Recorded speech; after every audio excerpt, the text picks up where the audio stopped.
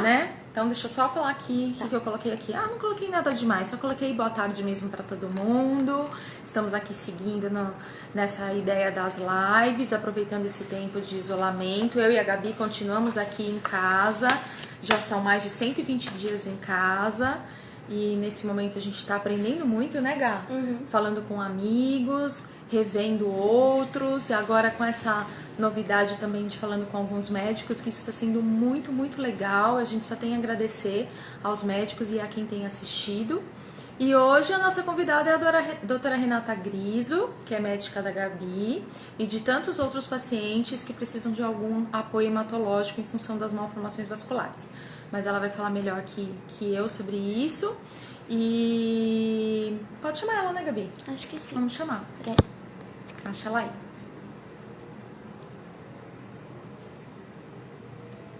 Pronto.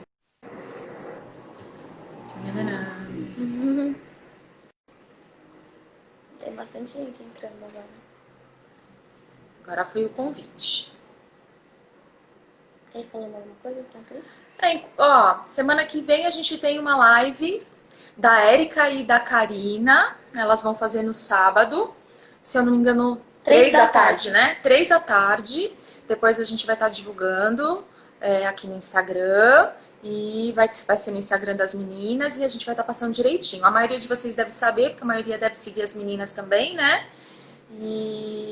Só que semana que vem seremos, então, finalmente, né, público. Vai ser muito legal, não percam. Doutora, viu que a gente mandou o convite? Será que ela viu? Será que você não tá de Eu novo? acho que aparece na notificação. Então, tá embaixo aqui pra gente, aguardando o retorno. Então, vamos ver se não qualquer coisa a gente tenta de novo.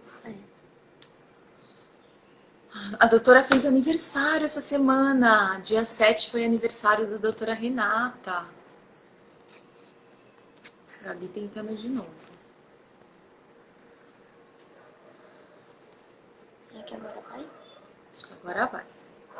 Tá entrando! Oi! Olá! Oi! Tudo bem? Já detei pra todo mundo que você ficou mais velha essa semana. Sim. Parabéns! Felicidades, doutora, sempre. Muito obrigada. E agora, essa semana que começa, a Gabi que faz. Né, dona Gabi?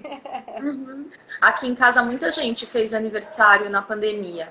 Como que foi fazer aniversário na pandemia? Teve parabéns virtual? Teve parabéns virtual, muitos amigos entraram em contato, foi bem bacana, né? Tive a oportunidade de visitar minha mãe, fiquei muito feliz de passar esse dia com ela, foi muito bom. É uma mudança radical, né? Mas que acho que a gente está aprendendo, né? Sim, precisamos aprender, né? É uma nova realidade, né? Não tem mais, eu acho que não tem mais uma volta total ao que era. Na verdade, eu acho que vai ter uma retomada, mas uma retomada diferente, né? Com mais responsabilidade, né? Com mais cuidados, né? Principalmente a gente que tem aqui paciente, a gente fica, né, com muito mais cuidado, né? Sim, Esse cuidado todo mundo agora vai ter que aprender a ter também, né? com certeza. Ai, que bom. Então, doutora, muito, muito obrigada por ter aceitado falar com a gente hoje. Tenho certeza que muita gente está assistindo, ansioso para escutar um pouquinho e alguns até para te ver, né? Porque alguns só te conhecem, às vezes, por nome. Então, eu acho que vai ser muito proveitoso. Muito obrigada mais uma vez, viu?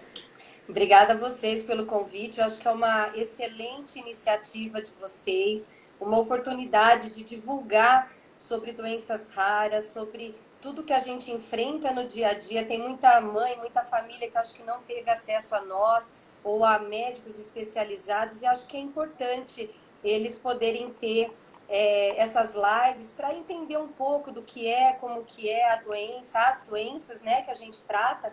E quem sabe um dia conseguirem ou chegar até nós, ou outros colegas em outros lugares poderem dar essa assistência, né, para os pacientes.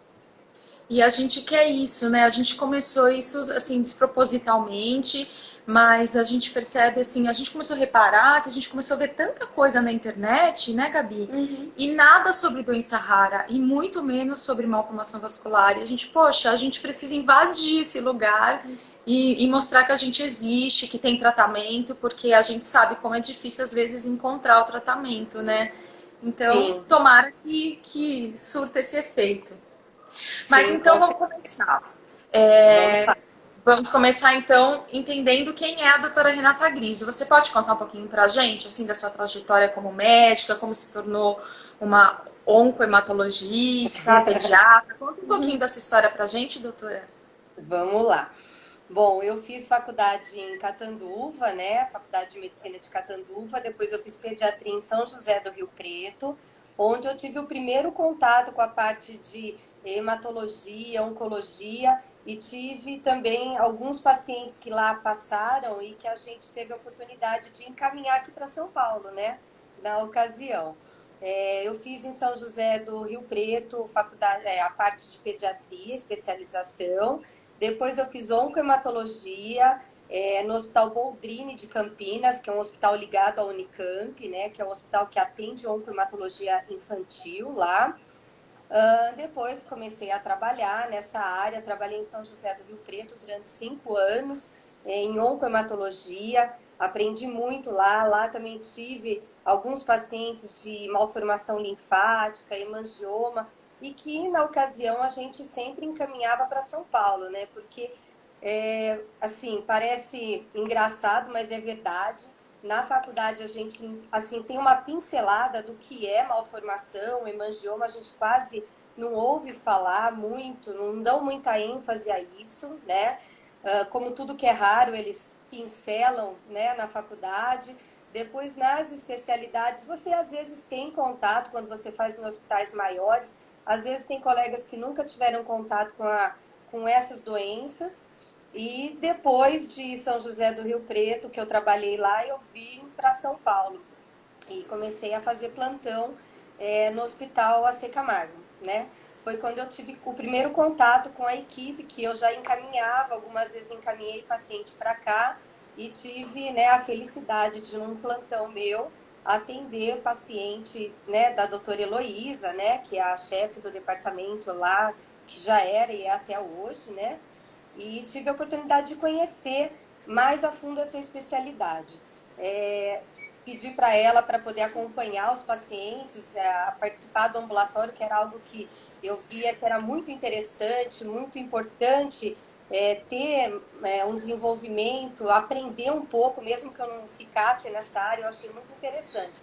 E com o tempo eu acabei me apaixonando pela especialidade, né, e acabei ficando, né, comecei a trabalhar com a doutora Heloísa, que é uma pessoa maravilhosa, me ensinou muito, né, e acho que muitos pacientes conhecem ela, a maioria já passou por ela, Sim. né, e hoje eu acompanho a maioria dos pacientes, a parte clínica, eu faço a parte clínica, né, e dou esse apoio para todos os pacientes, que eles É me incrível como encaminham. a gente, muitos chegam através da oncologia, né? Parece que de alguma forma chega no médico oncologista e aí E acaba sendo encaminhado então para o especialista mesmo, né? Isso, as duas, acho que maiores especialidades que recebem, uma a de cirurgia é a cirurgia pediátrica, que são muitos médicos atuam nessa área, né? Porque como a doutora Heloísa fazem as aplicações e tudo mais. A outra é a vascular, que é o doutor José Luiz Orlando, que já teve a oportunidade de falar aí com vocês, Uhum, que uhum. também uma fonte de recebimento de pacientes e os hematologistas, mas a maioria que recebe não tem experiência na área, né? É. Então acaba encaminhando, porque realmente é bem diferente tratar a parte hematológica de malformação vascular de outras doenças. Então é uma coisa bem diferenciada mesmo. E o que que é então o papel do hematologista? O que que é o médico hematologista?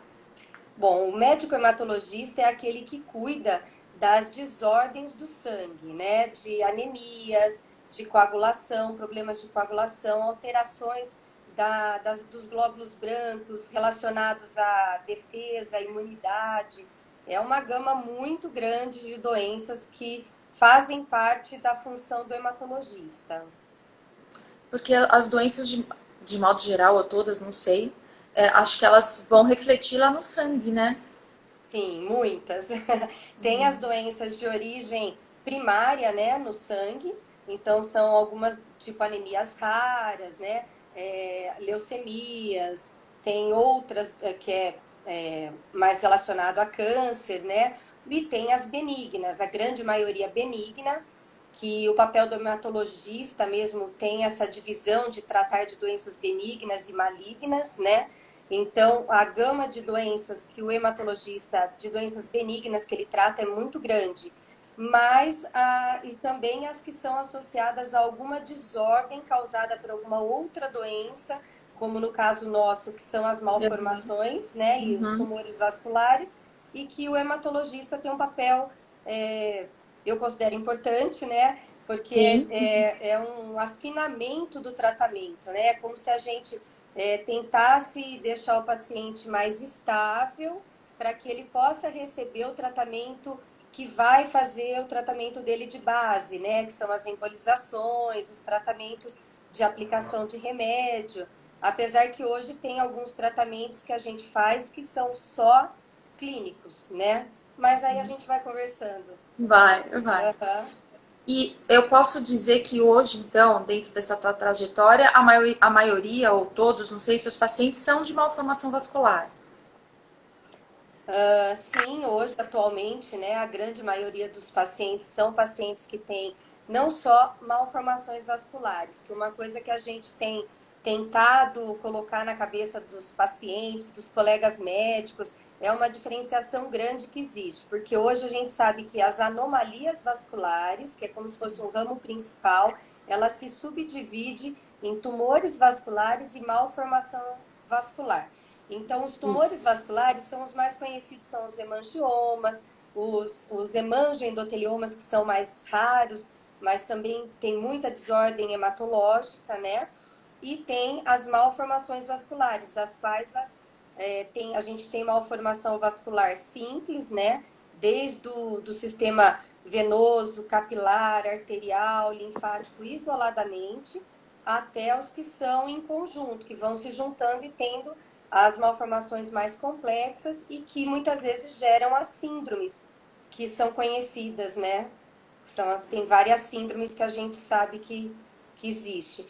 Mas, na verdade, hoje a gente também tem uma tendência de não chamar essas malformações complexas pelo nome sindrômico, né? Nome da síndrome, porque há uma variação muito grande. E com as novas descobertas que têm acontecido relacionadas à parte genética, fica mais difícil ainda encaixar corretamente síndrome por síndrome. Então, claro, a gente sabe das síndromes que originalmente têm as suas alterações estruturais, né? Mas hoje a gente prefere não chamar muito de síndrome. A gente prefere falar malformação e dar os tipos que ela tem: capilar, venosa, arterial, né? Que são Até porque é o que a gente precisa tratar, né? Assim, senão isso. a gente fica ali, né, preocupado em achar um nome e, na verdade, o que a gente precisa é tratar as características, né? Isso, a gente precisa saber exatamente o que o paciente tem, qual o tipo de alteração, para saber exatamente no que você vai atuar, qual vai ser o tratamento mais indicado para o paciente. Pelo que eu entendi, então, assim, eu ia te perguntar aqui, você lida com muitas síndromes raras, então eu tenho que mudar a minha pergunta, né? Porque, assim, pelo que eu entendi, me corrija se eu estiver errada, a síndrome, lógico, é uma característica, é um nome ali que te norteia quais são as características daquele paciente. Sim, Mas tem tanto caminho, né, entre uma síndrome e outra, com tantas características, e que pelo até que o Dr. Orlando falou semana passada, né, que está seguindo pela característica do paciente, a parte genética, então começa a tratar em função das características de cada um. isso, exatamente. A gente ainda, né, chama muita coisa por síndrome para facilitar, porque o paciente já vem muitas vezes com aquele nome que alguém já colocou, que ela já participou de grupos, conversando. Então, assim, tem os pacientes que têm as síndromes mais conhecidas, que as mais comuns são Clipeotrenonê, Proteus, tem outra que chama Blue Rubber Bleb Nevus, que não é tão comum, mas também é comum de quem trata, os pais conhecem. Então, a gente até chama pelo nome, né? Mas, assim, a tendência de algumas é não por nome, porque são alterações específicas, porque tem paciente que tem mais uma malformação, por exemplo, mais capilar do que linfática. Então, não se encaixa nessa síndrome. Então, por isso a gente sabe que tem variações, mas então é mais fácil falar o que tem para tratar especificamente. E a gente que é leigo fica perdidinho com isso, porque assim, ué, mas parece minha filha, mas tem outro nome, né? Então, Isso. agora, né, a questão vascular vai ser mais fácil, acho que para todo mundo, né? Sim, fica mais fácil, a tendência dos tratamentos estão mais específicos, né? Então, a gente sabe que a tendência é essa, a gente evitar falar em nome de síndromes, né? Que a gente sabe que existem esses nomes que foram um dia descobertos por alguém que nomeou com o nome deles próprios, né? Às vezes mais de um, né? Como Clipeotrenonê, são dois médicos, Clipeo e Trenonê, que é uma médica e um médico, e que nomearam a síndrome. Mas a gente sabe que a tendência é não chamar mais tanto por nome síndrome, né? Entendi. Você ia falar alguma coisa? Eu ia falar que eu lembro que você falava que era síndrome Gabi, porque não tinha. Não, desde quando a Gabi era pequena, que ficava essa coisa de Clipeotrenonê e Proteus, aí até que um dia um médico até comentou com a gente, olha, na verdade ela tem a síndrome Gabi. Aí a gente adorou, né, Renê? Que a gente falou assim, não, então é a síndrome Gabi, porque e é por causa disso que você acabou de explicar, né? Isso, Então, a individualidade de cada um, né? A gente tem que respeitar, porque realmente existe. E com as descobertas genéticas, a gente vai ter muito mais surpresa ainda, eu acho, né? Nesse campo diagnóstico. Tomara. Doutora, e a gente pode dizer que todo paciente de malformação vascular, ele tem alterações no sangue? Nem todos, né? Uma maioria tem relacionado às malformações mais complexas, então quanto mais complexidade tem uma malformação, ou seja, mais tipos de alteração de vasos ela tem, venosa, linfática, arterial, então quanto mais complexo, mais combinação de alteração, maior chance de ter alteração hematológica, né? No caso das malformações dessas complexas. Existem algumas, que nem essa síndrome que eu citei, do Blue Rubber Bleb, né, que tem vários nomes, a gente até brinca síndrome de Blue, que fica mais fácil, né, até para falar, a gente acaba apelidando com os pais.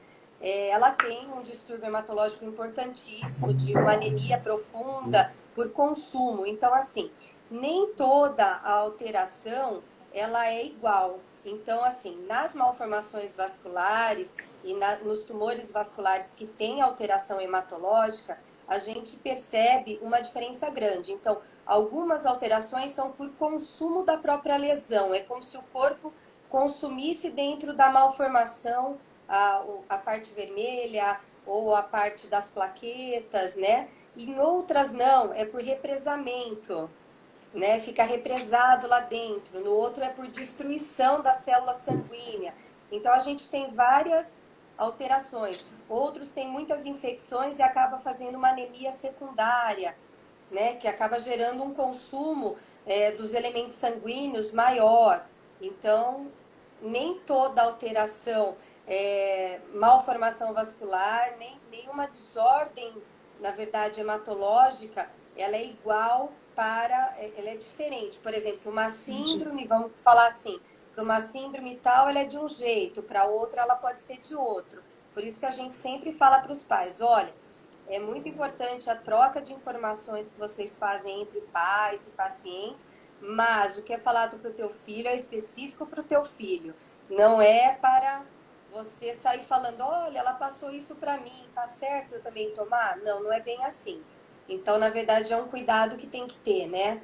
Quando a gente trata de malformação, é bem específico paciente a paciente. Isso foi uma coisa que eu aprendi ao longo dos anos, né? Que é diferente da hematologia comum, que tem suas variações, mas os protocolos são muito estáveis. para os nossos pacientes, os protocolos variam de acordo com a alteração de cada criança, porque a variação é muito ampla. Então, a gente estuda aquele caso, analisa, muitas vezes a gente leva para reunião de equipe para poder diferenciar e poder entender o que está acontecendo especificamente com aquele paciente. E isso vale também para hemangioma? Também tem essa variação, assim? Então, os hemangiomas, né, a gente tem dois tipos principais, vamos colocar assim. Os que são os chamados infantis, né, que são os hemangiomas que a criança nasce sem nenhuma lesão ou só uma marquinha, e essa lesão já vai crescendo ao longo dos primeiros meses de vida, até no máximo 3 meses de vida ele se manifesta, e aí ele vai crescer e se desenvolver. Esse hemangioma raramente dá algum tipo de alteração sanguínea. Às vezes, por uma ferida, um sangramento que ele tem pela ferida, pode ter uma alteração sanguínea, mas ele não cursa com alterações, desordens de coagulação, nada disso. Existem os hemangiomas congênitos, que é o outro tipo, que a criança já nasce com o hemangioma pronto, né, como se fosse o tamanho normal. E ele tem variações no seu desenvolvimento no sentido de regressão. Então, tem eles nascem prontos e ele pode desaparecer totalmente, né, ao longo do primeiro ano de vida, ele pode regredir parcialmente ou ele não regredir. E aí o tratamento também é completamente diferente. Nesses tipos congênitos, a gente pode ter um pouco de consumo, devido ao tamanho dele, consumo de elementos sanguíneos, mas é um consumo transitório, diferente das síndromes que consomem e sempre vão produzindo mais células e destruindo cada vez mais elementos sanguíneos. Eu perguntei porque a gente vê muito assim nos grupos, mãe receita, assim, né, indicando para outra mãe que chegou, principalmente em hemangioma, umas pomadinhas que tem em farmácia, né? E aí, mas no meu filho deu certo, no meu filho não deu certo, e é o que você acabou de falar, né? Assim, cada caso é um caso mesmo, né? Tem que tomar muito cuidado. E Porque o esses tratamento... casos, muitas vezes é perto do olho até, né? Dá um medo de passar uma pomada ali num lugar que não deveria. Porque assim, o tratamento do congênito, se ele não regredir espontaneamente, você só vai acompanhando, se tiver alguma desordem sanguínea, você dá uma equilibrada com os medicamentos de anemia e tudo mais. Então, você só aguarda e se ele não regredir, é cirúrgico.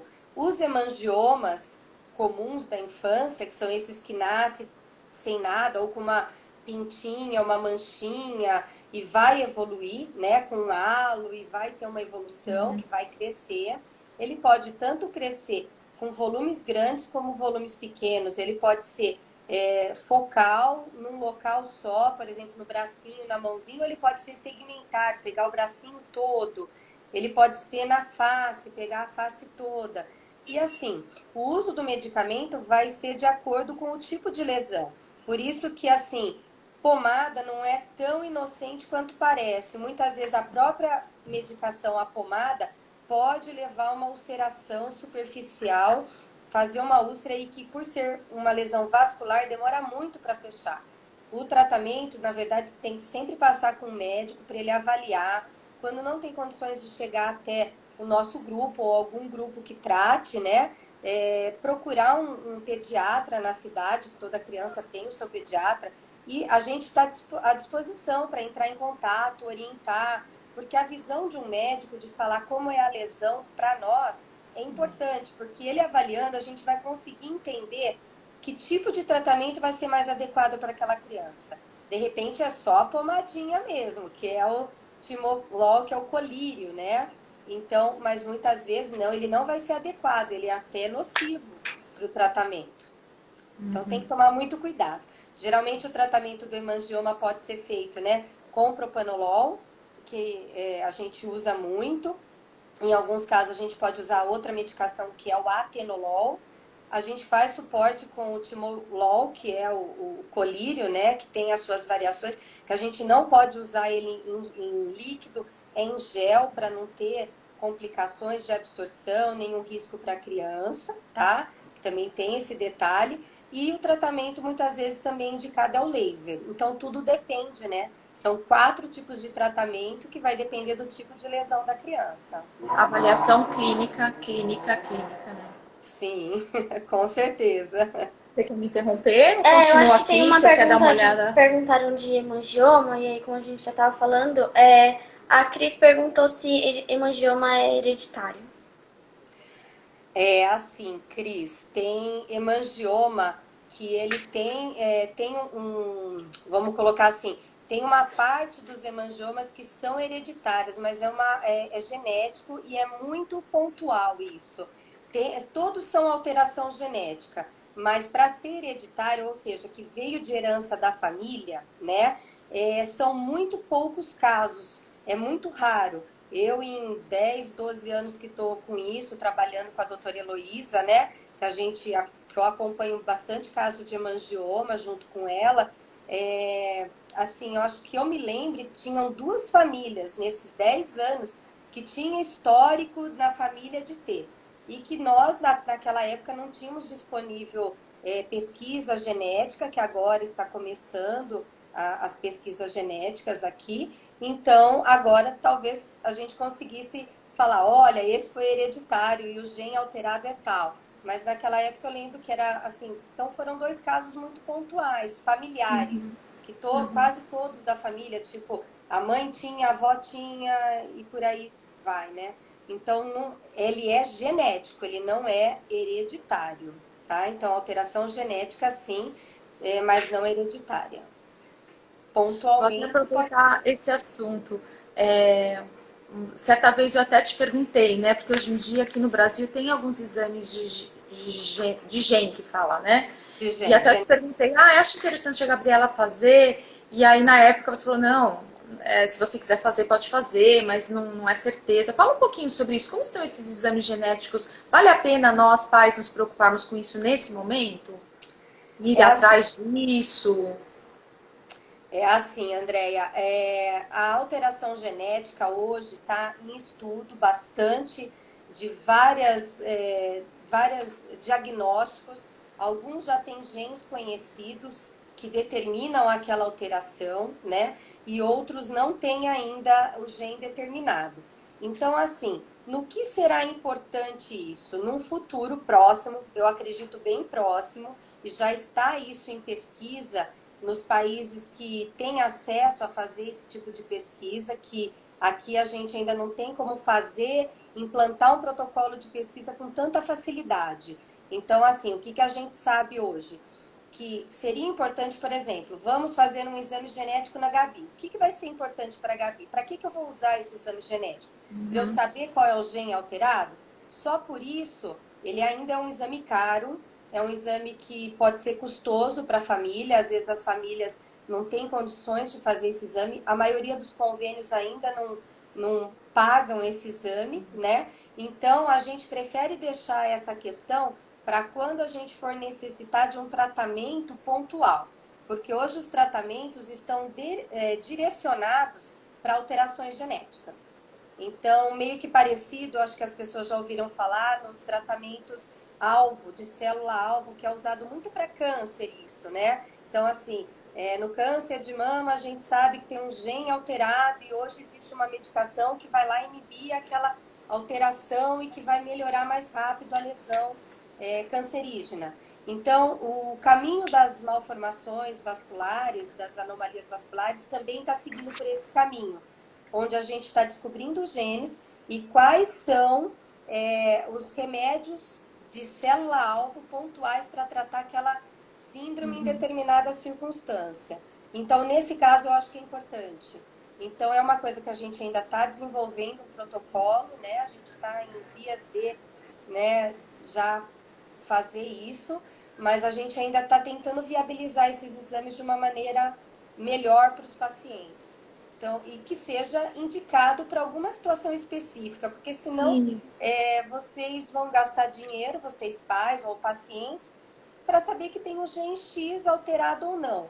Se Mas que não vai penso mudar o tratamento, né? isso, se naquele momento não for mudar, eu acho que a gente tem que pensar na situação econômica para poder indicar isso, né? Porque assim, não é uma coisa fácil de você fazer. É fácil, você vai no laboratório, faz o exame e tudo mais. Porque muitas vezes é necessário uma biópsia da lesão para você fazer o estudo genético da lesão. Então, quer dizer, não é só ir lá tirar um sanguinho, por exemplo. Existem alguns que são só sanguíneos, mas a maioria é de biópsia. Então, eu vou estudar o gene na alteração da biópsia, da célula que está alterada. Então, para isso precisa biópsia. E para fazer biópsia é todo, né? Você tem que fazer anestesia, você tem que submeter o paciente à anestesia. Então, eu acho que hoje a gente tem que pensar em fazer esse exame se eu tiver uma finalidade terapêutica para ele. Eu acho que vai chegar a hora em que a gente vai fazer em todo mundo. Tipo, chegou, vai fazer genética. Vai fazer parte daqueles exames iniciais, sabe? Vai fazer uma ressonância, vai fazer exame de sangue, vai fazer genética. Então, vai ser meio que... Mas eu ainda não estamos nesse ponto, né? Então, eu acho que é importante a gente indicar para quem realmente precisa. Legal. Quando você quiser me interrompe, tá? Tem mais perguntas. Mas eu continuo ou vocês querem que continue? Tá, ó, vou seguir aqui. Vai, Gabi, fala esse aqui. A Michelle perguntou, doutora Renata, é normal ter baixa resistência quando tem malformação linfática? Então, é assim. Na verdade, eu tinha uma pergunta aqui bem parecida, quer ver? Deixa eu achar, perguntando da imunidade, acho que vai juntar, né? Se esses pacientes têm imunidade baixa, né? Assim, os pacientes que têm a malformação vascular, eles têm imunidade baixa. Acho que bate um pouco com essa pergunta. Tá.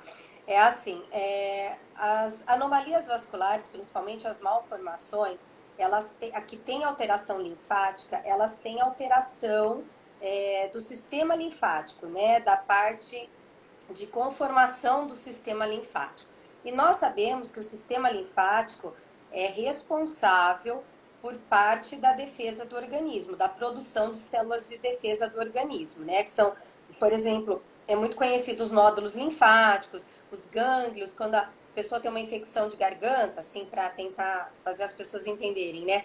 Quando a gente tem, por exemplo, uma infecção de garganta, aparecem aqueles nódulozinhos na garganta, que são nódulos linfáticos reacionais, os gânglios, né? Então, a gente sabe que parte da defesa é produzida no sistema linfático. Então, não existe nenhum trabalho atualmente que prove essa alteração de imunidade, né? Então, assim, não tem nenhum trabalho que foi feito que faça um estudo de tem alteração de imunidade, tal. Não existe. Então, o que a gente sabe é que como ele é responsável pela imunidade, a gente prefere tomar certas precauções, dependendo, inclusive, da extensão da anomalia vascular da pessoa, da malformação que ela tem, para que a gente evite problemas. Por quê? Na clínica diária de tratamento, a gente percebe que os pacientes que têm lesões mais extensas ou localizadas em determinados locais mais próximos de gânglios importantes na fabricação da defesa, a gente percebe que essas crianças ficam mais doentes com mais facilidade. Então, elas têm mais infecções que outras crianças. Então, partindo desse princípio, e que medicina também tem o seu lado observacional, não só científico puramente, né? Então, você tem que entender o paciente em si. Então, a gente prefere orientar alguns cuidados com a imunidade, né? Por exemplo, uma alimentação saudável, evitar muitas guloseimas que as crianças adoram. Por quê? As guloseimas vão substituir o alimento normal e vai mexer com a imunidade. Então, a gente percebe que quando os pais seguem uma alimentação saudável, mais rigorosa do que de costume, as crianças ficam mais equilibradas. Então, quando a gente faz exames de sangue, que a gente vive pedindo, a gente vê que os exames estão mais equilibradinhos, tem uma conexão, não tem alteração de colesterol, não tem alteração hepática, renal. Então, o organismo está indo muito bem, obrigada. Então, isso é importante. Outra pergunta aqui. Todo paciente de malformação vascular, ele tem risco de trombose? A gente escuta muito assim, hoje em dia, né? Na época que a Gabi era pequena, não, mas hoje em dia a gente escuta todo mundo falando de dímero. Meu Deus, tá com o dímero alterado, e agora? E, então, eu queria que você falasse um pouquinho sobre isso, sobre o risco de trombose, a relação com o dímero. Fala um pouquinho pra gente sobre isso. Tá. Geralmente, lesões muito extensas, né? Ou quanto mais complexa ela é, se ela tem, por exemplo, uma alteração venosa muito extensa ou linfática muito extensa, onde você tem uma dificuldade circulatória em determinada região, então o sangue ele fica lentificado para caminhar, né? Então ele, ao invés de passar no ritmo normal, ele chega naquele ponto, ele passa mais lentamente, facilitando as infecções que a gente estava falando e facilitando a formação de microtrombos dentro do sistema venoso. E esses microtrombos, eles podem acontecer em qualquer paciente, por isso que a gente faz a monitorização, né, para ter certeza se aquele paciente tem maior ou menor risco. Nem todos têm risco de trombose. Geralmente, quanto mais complexa a malformação, mais chance tem de trombose. E a relação do dímero, que a gente fala muito hoje, né? O dímero, na verdade, ele é um marcador, tá? Ele é um biomarcador, né? Que a gente chama bio, porque é do organismo, específico para alterações de coagulação. Então, assim, numa pessoa que tenha uma trombose comum, ele vai dar muito alto, mas, por exemplo, porque ela teve uma trombose, que ela tem uma alteração genética para ter trombose, mas ela não tem anomalia vascular, ela não tem malformação vascular. Então, ele é um marcador usado para todos os tipos de trombose, né, das pessoas. Só que na nossa situação de malformação vascular, nem sempre um dímero acima do valor normal significa que ele está com risco de trombosar. Por quê? Como a gente sabe que tem um sistema de circulação mais lentificado, então a gente também sabe que ele pode fazer microtrombos num grau leve, vamos dizer, né, assim, que a gente analisa com todos os exames, que a gente não analisa dímero sozinho, a gente analisa com o fibrinogênio, para quem conhece, né, os pais TAP, TTPA, que seria um estudo básico de coagulação, né? E todo paciente que chega para a gente pela primeira vez, a gente faz um estudo pedindo outros fatores de coagulação para saber se de base, de nascença, a pessoa não tem nenhuma alteração maior para complicação. E muitas vezes a gente acha. E aí a gente tem que tomar um cuidado maior com relação à trombose ou mesmo com sangramento. Porque tem pacientes que têm a malformação e tem algum fator de coagulação alterado relacionado a ter maior risco de sangramento ou maior risco de trombose, que são os opostos. Então, eu falo que é um equilíbrio fino que a gente tem que fazer dos nossos pacientes. Por quê? Ao mesmo tempo que vocês têm, né, os pacientes têm uma dificuldade circulatória que vai facilitar eu ter microtrombos e fazer trombos dentro da lesão, por isso que a gente trata, né? Dependendo do nível que está alterado, né? E é diferente daquele que tem outras complicações e que a gente vai entrar com outras medicações para tratar ele como um todo, para evitar não só pela malformação, mas também pela doença de base dele hematológica, pela discrasia sanguínea dele relacionada à coagulação ou sangramento. E aí eu vou muito dizer, né? claro. Já me trouxe outra coisa na cabeça, né? Dia desses, Gabi fez um exame e tinha uma alteração em outra coisa, acho que era hormônio, né? E aí, até assim, um médico que não é um hematologista, ele vai olhar para aquilo e vai ser um alerta. Mas aí, quando a gente leva para o hematologista vai lá, interpreta o exame de sangue todo e explica como o sangue da filha da gente está funcionando. Então, né, assim, um número só é muito pouco para chegar, né, numa interpretação, né, doutora? Precisa mesmo de um estudo mais detalhado, né? Porque assim, a gente tem protocolos de tratamento, né, que a gente não utiliza o dímero isolado para tratar e fazer anticoagulação dos nossos pacientes. A gente utiliza esse conjunto de exames hematológicos que vão dar uma resposta de como está o organismo da pessoa, né? E a gente utiliza outros exames, né? Exames de imagem para ver se tem alguma lesão que está com risco de trombose. A gente utiliza a clínica que são as queixas do paciente, se ele tem dor, se ele não tem dor, se quando ele brinca muito, ele pula, tem dor, ou tem que pôr a perninha para cima para repousar, porque sente formigamento, sente alguma outra alteração. Então, a gente leva em conta um conjunto de alterações para falar, o seu filho vai fazer anticoagulação, né?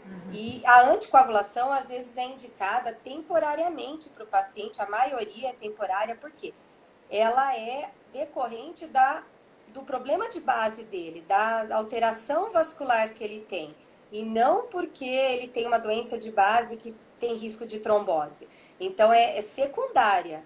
Então, a partir do momento que a gente começa a tratar o paciente, que melhora toda a estrutura da alteração que ele tem vascular, provavelmente ele para de tomar o anticoagulante. Então, não é para o resto da vida. Alguns, infelizmente, vão precisar, né? Quando a lesão é muito complexa, é muito extensa, aí a gente não tem como. Mas a maioria para o uso ao longo do tratamento. Tem uma pergunta aqui que tem a ver com coagulação, tal, que inclusive eu já perguntei muito. Qual a diferença entre Xarelto e Clexane? Há algum outro medicamento intermediário? Então, vamos lá. As medicações que a gente utiliza, assim, de anticoagulação, existe uma gama enorme de remédios, tá? Então, existe desde a varfarina, que é um medicamento muito comum, muito barato, disponível no SUS. Então por que a gente não usa, né? Porque o alinhamento dele, o controle dele, sanguíneo, é muito fino. O que significa isso? Eu preciso fazer exames de sangue com muita frequência e a dose varia muito de acordo com a alimentação, com a absorção de cada organismo. Então, por exemplo, e é muito arriscado a gente passar um remédio que você precisa de tanto exame, tanto ajuste para chegar na anticoagulação segura e não ter risco de ele, dentro da malformação dele, ter um sangramento. Porque vamos dizer assim, a anticoagulação vai fazer o quê? Vai afinar o sangue. Se eu afinar demais o sangue, eu vou ter sangramento. Então, a gente não utiliza, já foi usado, tá? A varfarina em protocolos americanos, deve ter ainda quem passe, mas nos últimos congressos que a gente foi e conversou, eles não utilizam mais. Então, por segurança do paciente, pela dificuldade de realizar exames específicos, a gente prefere usar o Clexane, que é o nome comercial, mas na verdade é a enoxaparina sódica, que tem várias marcas, né? A enoxaparina sódica, porque ela é mais segura para o paciente, ela tem um risco muito menor de sangramento. Então, por isso a gente prefere usar ela. A diferença dela para o Xarelto é que, assim, são medicamentos completamente... têm a mesma função de anticoagulação, eles seguem vias de efeito diferentes, tipo um vai para a direita, outro vai para a esquerda, e a via final comum é a mesma, é a anticoagulação, e acabam fazendo o mesmo efeito. Porém, o Xarelto é uma medicação que ainda não está aprovada para uso em crianças, tá? Em protocolos, não estamos falando de Brasil, estamos falando internacionalmente. Tem um protocolo em estudo que está para ser aprovado, acho que devido à pandemia era para ser aprovado agora, em meados de junho. Não sei se atrasou por causa da pandemia, eu acredito que sim, mas não foi publicado ainda, tá? Então, existe esse estudo para poder liberar o uso do Xarelto, que é o nome comercial também, que é a rivaroxabana, tá? Que é o primeiro que a gente vai poder usar em crianças. Existe um protocolo em paralelo que a gente faz aqui, que a gente segue um protocolo que também é feito fora e que você usa para adolescente, mas você tem que ter um peso mínimo, né?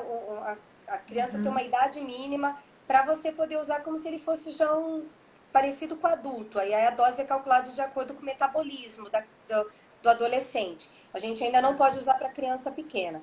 Existem outras medicações também anticoagulantes que estão em pesquisa, mas eu acho que para criança ainda o protocolo vai demorar muito, que é a apixabana, tem várias outras.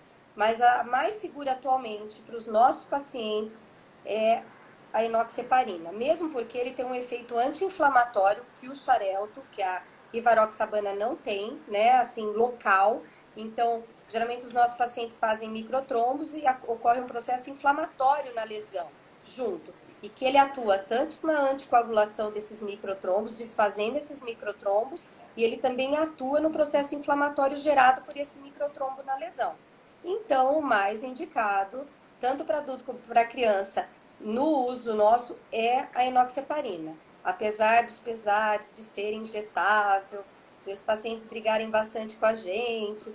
Alguns pacientes se adaptam, tá? Adolescentes a rivaroxabana, outros não. Então, a gente tá vendo um a um mesmo a história da rivaroxabana, que é o xarel.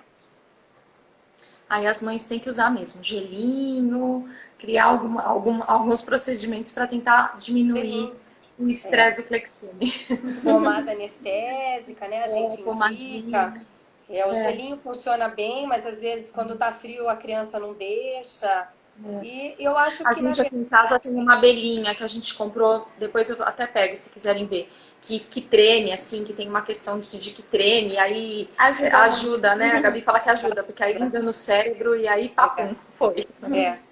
Eu acho que na verdade, eu acho que o mais importante nos tratamentos como um todo é a conscientização da família e do paciente. Quando já é maior, ele tem que entender que ele precisa para a qualidade de vida dele. Se ele não aderir ao tratamento, quem vai continuar sofrendo com dores, com as limitações de movimentação, é o paciente em si, né? E assim, a gente, às vezes como mãe, a gente erra porque você não quer o filho sofrer, né? E assim, aqui em casa que a gente assim, sempre tentou usar, tanto é que aqui em casa a gente tinha a fada da picadinha. Né? Quando a Gabi era pequenininha e tinha que fazer muito exame de sangue, então ela fazia o exame de sangue, a fada via que ela tinha sido corajosa e ela ganhava uma recompensa. Então aí dica para as mães também. Assim, é umas bobagenzinhas que a gente tenta fazer para amenizar algo que já é tão estressante, né? Mas que é necessário, né? E que vai provocar aí um futuro melhor para essa criança, né? Sim, com certeza. Gá, alguma coisa mais no assunto? Outra pergunta relacionada a isso é: quanto tempo o xarelto e o Clexane ficam agindo no organismo? Da Ale. A Alessandra perguntou. Tá. O tempo de... assim, existe o tempo de que demora para começar a agir, que é em cerca de 5 a 10 minutos. O Clexane, que é a enoxaparina injetável, né, varia um pouco de organismo para organismo, tá? E ela dura, o efeito dela é rápido, a nível sanguíneo, de anticoagulação geral, mas local, ela, como se o remédio fosse atuar no local e funciona. Então, por isso que a gente precisa usar, normalmente, quando tem um trombo ativo de 12 em 12 horas. Quando é efeito profilático preventivo, a gente usa uma vez por dia. Então, assim, o efeito dela, mesmo que você não tenha ela atuando, por isso que a gente não quer manter o paciente anticoagulado o dia inteiro, né? Como se fosse uma trombose, né? Assim, grande, com risco de dar esse trombo se deslocar e parar no cérebro, no coração, no pulmão, por exemplo. É uma anticoagulação direcionada para microtrombos. Então, é um pouco diferente de você pegar e ler no Google, porque isso não está no Google. Né? Isso é porque a gente conhece o tratamento de acordo, inclusive, com protocolos e aulas que a gente segue. Inclusive, todos os nossos protocolos a gente segue, direciona os estudos com os estudos da ISVA, que o Dr. Orlando falou, que é aquele grupo, né? A gente não tira assim da nossa cabeça, vamos usar esse remédio e ponto, tá? Então é por aí. E o xarelto, ele tem um efeito, como ele é via oral, a absorção vai direto para o sangue, né? Então absorve, vai no sangue, ele demora mais no organismo, ele fica um tempo maior. Por isso que o risco de sangramento dele é um pouquinho maior, mais delicado do que a enoxaparina. Para os nossos pacientes, tá? Porque as nossas doses são direcionadas para os nossos pacientes. Estão pedindo para mostrar a abelhinha. Mostra aí, mostrar, Gabi. Ó, essa daqui. Aí ela vem assim. E o gelo vem nesse gelzinho, assim, que você tem que colocar no congelador antes. bem rápido, né? Aí você põe aqui assim, ó, já é um negocinho que a criança vai gostar, né? Vai estar geladinho e tem um botãozinho aqui que você liga, ele treme. E aí a criança fica com aquilo ali na barriguinha, uns minutinhos antes, a mãe tira, aplica e põe de novo. Porque põe de aí novo depois. engana bem o cérebro, dá uma diminuída na dor legal. E aí já legal. tem o gelo também. Nem lembro como a gente descobriu isso. Acho que foi numa internação, foi alguma coisa assim. Eu acho melhor porque o gelo normal fica pingando, sabe? E eu ficava fica com um preocupada de saquinho queimar assim, a pele, ficava- e esse é bem mais tranquilo, assim. Então, dada a dica. Doutora, hoje a gente tem escutado muito sobre o Sirolimus, né? Que é um medicamento para malformação vascular. Só que ele não é usado para todas, né? Você poderia falar um pouquinho para a gente sobre o Sirolimus e o que hoje é tratamento para malformação vascular, de modo geral? Sim. O Sirolimus foi a primeira medicação que foi aventada, né? Que foi assim utilizada para o tratamento de malformações vasculares, tá? Foi testado também para tumores vasculares e ele funciona muito e é usado para alguns tipos de tumores vasculares, como o hemangiendotelioma. Ele é escolha número 1 hoje, né, em tratamento, pela efetividade, tá? Então, assim, o Sirolimus é uma medicação que já existe, né, que ela já existe há muitos anos, que é usada para transplante renal e transplante hepático. Só que ele é usado numa dose chamada imunossupressora, que ele faz com que caia, como se fosse a queda do organismo, da defesa do organismo, para que você engane o organismo contra uma reação hospedeiro, pelo transplante que você fez, tá?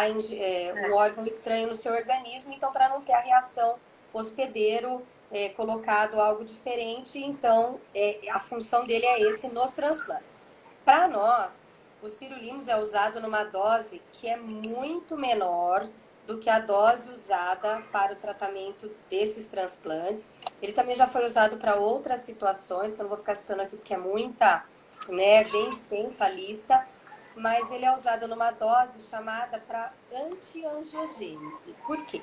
As malformações vasculares, a gente sabe que elas crescem por estímulos da angiogênese, da proliferação de novos vasos nas pessoas que têm alteração genética para ter malformação vascular. Então, quando a pessoa tem esse potencial, ela pode tanto ter uma lesão que desenvolve lenta e que vai aparecer na infância e lentamente ela cresce, como ela pode aparecer na idade adulta, em qualquer idade. Então, assim, a gente pode usar o Sirolimus para qualquer idade, tá? E ele vai atuar bloqueando o receptor. Lembra aquela história da célula-alvo? É mais ou menos isso. Ele vai bloquear o receptor onde ocorre o estímulo para você ter a angiogênese. Então, no organismo da pessoa ocorre um sinal que vai estimular a angiogênese. E essa angiogênese precisa ser bloqueada para parar o crescimento da malformação. O Sirolimus faz isso, ele bloqueia a proliferação dessa informação, bloqueando o receptor, ou seja, tipo chave fechadura. Ele ocupa o espaço no receptor, não deixando com que a informação, que seriam as enzimas, se liguem para dar o estímulo de proliferação de novas lesões, de novas células que vão aumentar a malformação. Então, quanto mais cedo você começa a utilizar, hoje a gente sabe isso, né? Os protocolos foram evoluindo. Então, quanto antes você começa a utilizar, maior chance de evitar as complicações das alterações vasculares que vão acontecer e você ter uma melhor qualidade de vida. Começou-se usando, assim, quando você tinha uma lesão que você não tinha mais muito como trabalhar ela na embolização, nas aplicações que o Dr. Orlando explicou, e aí você usava ela para tentar controlar a evolução da doença. Hoje a gente tem esse conhecimento que quanto antes a gente utilizar, melhor é para o paciente, né? Esse protocolo também não é experimental, ele não vem assim do nada da gente querer utilizar, como que a gente sabe tudo isso? Pelo estudo que é feito internacionalmente, e ele começou nos Estados Unidos. A gente começou a utilizar ele cerca de 5 anos depois que ele já estava sendo usado nos Estados Unidos. Por quê? Esse tempo? Pela segurança do uso. Em 5 anos de tratamento, eles, num estudo de casos que você faz, de pacientes, você consegue avaliar a melhor dose, efeitos colaterais a médio, curto, médio e longo prazo, né? Assim, não tão longo prazo, mas 5 anos pelo menos, né? E você já sabe quando ele atua melhor para uma determinada malformação ou para outra. Então, a gente começou a usar ele um pouco depois, né? 5 anos praticamente depois dos Estados Unidos já estar usando, e a Europa também. E aí a gente colocou esse protocolo aqui de tratamento para os nossos pacientes, oferecendo para os pacientes que queriam fazer como uma alternativa de melhoria. E hoje a gente tem já um bom tempo utilizando ele e a gente sabe que ele funciona muito para muitas malformações, desde malformações linfáticas, das síndromes, né, que a gente já falou das síndromes, mas assim, utilizando para síndromes, para o tumor vascular, que é o hemangiendotelioma, ele bloqueia o processo de consumo do organismo de plaquetas e sangue. Então, ele é muito efetivo, sim. Hoje, eu diria que, em termos de tratamento clínico, ele é o carro-chefe aqui para nós, hoje. Existem outras medicações que já estão sendo investigadas pontualmente para determinadas outras malformações específicas, ou para malformações que não estão tendo uma resposta tão satisfatória com o uso do sirolimus, começaram a procurar alternativas, outros medicamentos, e hoje e aí entrou a história da célula-alvo, tratamento-alvo, que a gente falou no início. Então, eu acredito que a tendência hoje o protocolo para todos sirolimus inicialmente, pontualmente para quem não responde ou para quem tem uma malformação específica. 2 minutos. São outras medicações. Ai, queria falar mais 5 horas. Tem um monte de pergunta. Mas então acho que ficou claro assim que o sirolimus é um tratamento muito importante, mas que como todo recado, como você passou no recado, é de paciente a paciente. Né? Tem que avaliar se cabe para aquele paciente. Isso, exatamente. Exatamente. Eu posso ficar à disposição para quem quiser responder perguntas. Eu sei que tem um tempo aí, né, da live do Instagram. Podem mandar para mim, né, no meu contato. Você pode divulgar, não tem problema, meu e-mail, né? Instagram eu não uso para responder isso, né, atualmente, mas a gente até tem um projeto de, quem sabe, né, fazer um Instagram direcionado, mas eu acho que é por aí. A gente precisa tentar ajudar as pessoas que estão precisando. Então, eu já vou te agradecer, que eu tô com medo de cortar. Mas, então, depois eu coloco pro pessoal o teu e-mail, para quem quiser fazer alguma pergunta. Doutora, muito obrigada por falar com a gente. Foi muito proveitoso. E um beijão. Obrigada Pode dar suas considerações finais, porque vão cortar a gente. Tá. Eu agradeço o convite de vocês para ter essa oportunidade de falar com os pacientes. Acho que a gente precisa fazer mais dessas lives com certeza. Os médicos, não só comigo, obviamente, com todos os médicos envolvidos na equipe que a gente tem, que é uma equipe multidisciplinar, que ninguém faz nada sozinho. A gente faz tudo em conjunto, discute os casos em conjunto, cada um dá a sua opinião direcionada para aquilo que faz de melhor, para aquilo que estuda de melhor, né? Então, eu acho que é muito importante essas lives. Acho que vocês têm que fazer mais mesmo,